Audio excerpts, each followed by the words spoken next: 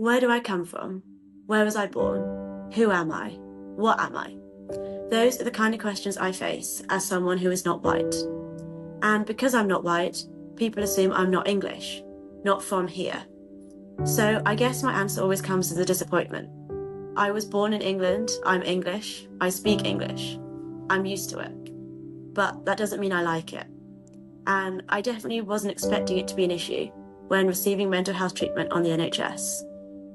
I was diagnosed with anorexia nervosa in March 2020 when I was 17 years old.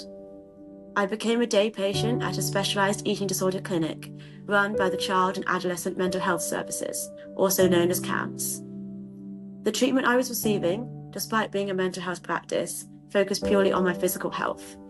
I was told I was too sick to receive any kind of psychological support, even though I was facing the hardest mental battle I've ever had to fight. My clinicians were interested only in weight restoration, which involved calculating my goal healthy weight based on my height and age. However, even then I felt let down, because I don't believe they took ethnicity into account when making this calculation. Instead, they fell back on the stereotypical template of your average white female, which is not what or who I am. I'm half Chinese, half English, and wholly a problem they did not expect. And I believe my ethnicity did become a problem to them. My body was not recovering in the way they expected. Instead of marking the end of my weight restoration, my period restarted a lot earlier than it should have done, and I was admitted to hospital so they could find out what was wrong with me. This delayed my recovery quite significantly, as I was waitlisted for various scans and then had to wait even longer for the results. I was stuck in limbo for a whole summer, and it was the worst summer of my life. But I don't think it had to be this way. I think if the NHS had recognised that my body was different from the start, then my whole experience of recovery could have been different.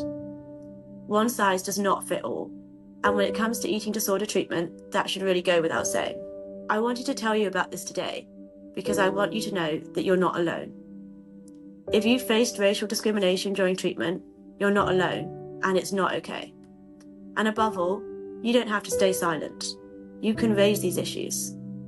The mental health charity Mind has information on their website about how to complain about health or social care, and information about racism and mental health in general. You can speak to someone informally or make a formal complaint. Either way, you deserve your voice to be heard. You are not alone. I hope that by raising awareness of these experiences, they will become less common. One size does not fit all. You do not have to be white or young or female to have an eating disorder. You know that. I know that.